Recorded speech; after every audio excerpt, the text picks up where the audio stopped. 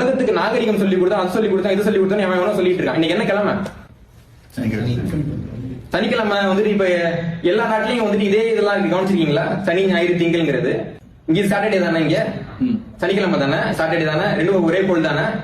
எல்லா நாடுகள்லயும் 7 நாள் தான் வாரத்துக்கு. கவனிச்சிருக்கீங்கல்ல இல்லீங்களா? முதல் நாள் என்ன வாரத்துக்கு? ஞாயிற்றுக்கிழமை. இது எங்கேயாவது மாறுதா?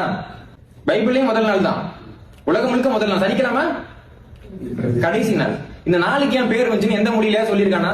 எந்த மொழியிலாவது கணக்கு இருக்கா? கிடையாது. நீங்க வந்துட்டு உங்களுடைய கைபேசி எடுத்து அப்புறமா எடுத்து பாருங்க. நமக்கு வந்துட்டு ஓரைன்னு ஒண்ணு இருக்கு. மொத்தம் 7 ஓரை இருக்கும். ஒவ்வொரு நாள்லயும் ஓரைன்னா ஒண்ணும் கிடையாது. நம்ம பூமியின் மேல ஒவ்வொரு கிரகத்தினுடைய இதுவும் ஆதிக்கமும் 1 மணி நேரம் இருக்கும். 1 மணி நேரம் இருக்கும். அப்புறம் அடுத்த கோளோட ஆதிக்கம் வரும், அடுத்ததோட ஆதிக்கம் வரும். இப்படி வந்து 7 கோளுக்கு ஆதிக்கம் பிரிக்கிறாங்க. அதை பிரிச்சு அவங்க ஆர்டரா எழுதுறாங்க. எழுதுறப்போ அதுல வந்துட்டு முதல்ல வரக்கூடியது ஞாயிறு. தமிழரோட காலக்கணக்கு முழுக்க முழுக்க சூரியனை தான் அடிப்படையாக கொண்டு இருக்கும். யுகம்னா என்ன, சூரியனை வச்சு தெரிஞ்சுக்கலாம். மாசம்னா என்ன, சூரியனை வச்சு தெரிஞ்சுக்கலாம். கிழமைனா என்ன, சூரியனை வச்சு தெரிஞ்சுக்கலாம். ஆங்கிலேயர்களுக்கு அத்தராத்தி 12 மணிக்கு நாள் பிறகுது. தமிழர்களுக்கு காலைல 6 மணிக்கு சூரியன் உதிக்கிறப்பதான் நாள் பிறகுது. சூரியன் வச்சுதான் நம்ம கால கணிப்பு பண்றோம். ஞாயிற்றுக்கிழமை காலையில 6 மணிக்கு முதல் ஓரை வந்துட்டு ஞாயிறுங்கிற ஓரையில நமக்கு ஆரம்பிக்கும்.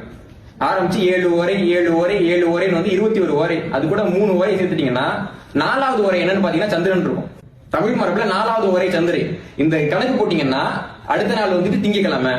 அடுத்த நாள் பாத்தீங்கன்னா முதல் ஓரை வந்து புதன்கிழமை இருக்கும். காலண்டர் எடுத்து பாருங்க. ஒவ்வொரு நாளினுடைய முதல் ஓரையின் பெயர் தான் அந்த நாளினுடைய கிழமையினுடைய பெயராக இருக்கு.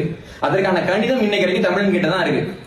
நமக்கு மட்டும் அறிவு இருந்துச்சுன்னா காலண்டர் கிழிக்கிற ஒவ்வொருத்தவட்டையும் டே இது என்னோட முறை, உனக்கு நான் காலண்டர் கொடுக்கணும்னு சொல்ல வேண்டிய தமிழினம் நீ தான் எனக்கு கல்வி கொடுத்த நான் அவன்கிட்ட சொல்லிக்கிட்டு இருக்கேன்னா அதுக்கு காரணம் வரலாற்று அறிவின்மை.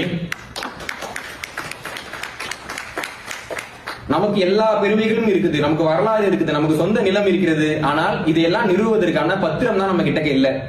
அந்த பத்திரத்தை யாரும் எழுதிவிடக் கூடாது, இப்படி ஒரு பத்திரத்தை தயாரிக்க முடியும் என்று நமக்கு தெரிந்துவிடக் கூடாது என்று சில புறம்போக்குகள் ஆசைப்பட்டார்கள். அது இத்தனை காலமா நடந்துட்டு இருந்துச்சு. ஆனால் அது இனியும் நடக்கக்கூடாது என்பதுதான் எங்களுடைய விருப்பமும் அது உங்களுடைய ஆசையாகவும் மாறி இருப்பதுல எனக்கு மகிழ்ச்சி. நன்றி.